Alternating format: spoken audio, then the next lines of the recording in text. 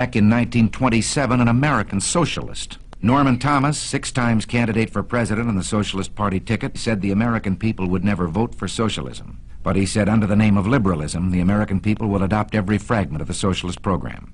There are many ways in which our government has invaded the precincts of private citizens, the method of earning a living. Our government is in business to the extent of owning more than 19,000 businesses covering 47 different lines of activity. This amounts to 1/5 of the total industrial capacity of the United States. But at the moment, I'd like to talk about another way, because this threat is with us and at the moment is more imminent. One of the traditional methods of imposing statism or socialism on a people has been by way of medicine. It's very easy to disguise a medical program as a humanitarian project. Most people are a little reluctant to oppose anything that suggests medical care for people who possibly can't afford it.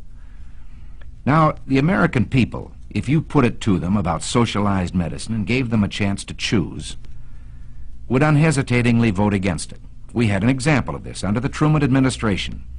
It was proposed that we have a compulsory health insurance program for all people in the United States, and of course the American people unhesitatingly rejected this. So, with the American people on record as not wanting socialized medicine, Congressman Farrand introduced the Farrand Bill.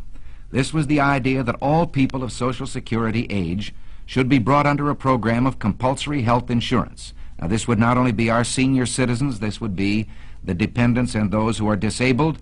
This would be young people if they are dependents of someone eligible for Social Security. Now, Congressman Farrand brought the program out on that idea of just for that particular group of people. But Congressman Farrand was subscribing to this foot-in-the-door philosophy, because he said, if we can only break through and get our foot inside the door, then we can expand the program after that. Walter Reuther said, it's no secret that the United Automobile Workers is officially on record as backing a program of national health insurance. And by national health insurance, he meant socialized medicine for every American. Well, let's see what the socialists themselves had to say about it. They say, once the Farrand Bill is passed, this nation will be provided with a mechanism for socialized medicine capable of indefinite expansion in every direction until it includes the entire population. Well, we can't say we haven't been warned. Now, Congressman Farrand is no longer a congressman of the United States government. He has been replaced, not in his particular assignment, but in his backing of such a bill, by Congressman King of California. It is presented in the idea of a great emergency that millions of our senior citizens are unable to provide needed medical care. But this ignores the fact that in the last decade, 127 million of our citizens, in just 10 years, have come under the protection of some form of privately owned medical or hospital insurance. Now, the advocates of this bill, when you try to oppose it, challenge you on an emotional basis. They say, what would you do? Throw these poor old people out to die with no medical attention? That's ridiculous, and of course, no one has advocated it. As a matter of fact, in the last session of Congress, a bill was adopted known as the Kerr-Mills Bill. Now, without even allowing this bill to be tried to see if it works, they have introduced this King Bill, which is really the Farrand Bill. What is the Kerr-Mills Bill? It is a frank recognition of the medical need or problem of our senior citizens that I've mentioned. And it has provided from the federal government money to the states and the local communities that can be used at the discretion of the state to help those people who need it. Now, what reason could the other people have for backing a bill which says we insist on compulsory health insurance for senior citizens on a basis of age alone, regardless of whether they are worth millions of dollars, whether they have an income, whether they're protected by their own insurance, whether they have savings? I think we could be excused for believing that, as ex-Congressman Farrand said, this was simply an excuse to bring about what they wanted all the time, socialized medicine. James Madison, in 1788, speaking to the Virginia Convention, said, "Since the general civilization of mankind, I believe there are more instances of the abridgment of the freedom of the people by gradual and silent encroachment of those in power than by violent and sudden usurpations." They want to attach this bill to Social Security, and they say here is a great insurance program now instituted, now working. Let's take a look at Social Security itself. Again, very few of us disagree with the original premise that there should be some form of saving that would keep destitution from following unemployment by reason of death, disability, or old age. And to this end, Social Security was adopted. But it was never intended to supplant private savings, private insurance, pension programs of unions and industries. Now, in our country, under our free enterprise system, we have seen medicine reach the greatest heights that it has in any country in the world. Today, the relationship between patient and doctor in this country is something to be envied any place. The privacy, the care that is given to a person, the right to choose a doctor, the right to go from one doctor to the other. But let's also look from the other side at the freedom the doctor loses. A doctor would be reluctant to say this. Well, like you, I'm only a patient, so I can say it in his behalf.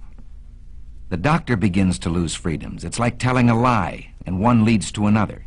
First, you decide that the doctor can have so many patients. They're equally divided among the various doctors by the government. But then the doctors aren't equally divided geographically. So a doctor decides he wants to practice in one town, and the government has to say to him, you can't live in that town. They already have enough doctors. You have to go someplace else. And from here, it's only a short step to dictating where he will go.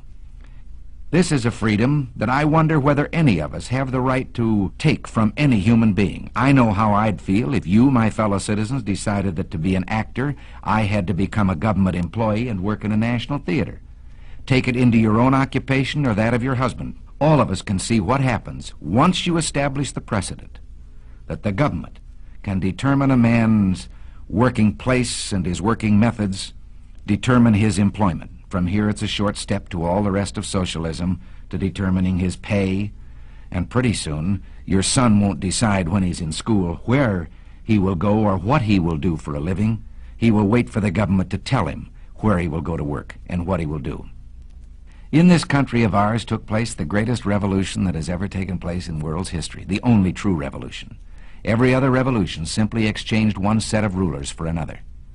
But here, for the first time in all the thousands of years of man's relation to man, a little group of men, the Founding Fathers, for the first time, established the idea that you and I had within ourselves the God-given right and ability to determine our own destiny. This freedom was built into our government with safeguards. We talk democracy today, and strangely we let democracy begin to assume the aspect of majority rule is all that is needed. Well, majority rule is a fine aspect of democracy, provided there are guarantees written in to our government concerning the rights of the individual and of the minorities. What can we do about this? Well, you and I can do a great deal.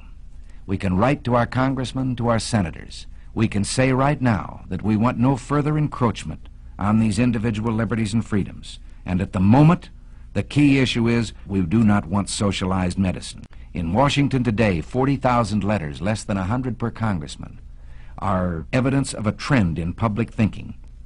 Representative Halleck of Indiana has said, when the American people want something from Congress, regardless of its political complexion, if they make their wants known, Congress does what the people want. So write. And if this man writes back to you and tells you that he too is for free enterprise, but we have these great services and so forth that must be performed by government, don't let him get away with it. Show that you have not been convinced. Write a letter right back and tell him that you believe in government economy and fiscal responsibility, that you know that governments don't tax to get the money they need. Governments will always find a need for the money they get, and that you demand the continuation of our traditional free enterprise system. You and I can do this. The only way we can do it is by writing to our congressman, even if we believe that he's on our side to begin with. Write to strengthen his hand. Give him the ability to stand before his colleagues in Congress and say, I have heard from my constituents and this is what they want. Write those letters now. Call your friends and tell them to write them. If you don't, this program, I promise you, will pass just as surely as the sun will come up tomorrow. And behind it will come other federal programs that will invade every area of freedom as we have known it in this country, until one day, as Norman Thomas said, we will awake to find that we have socialism.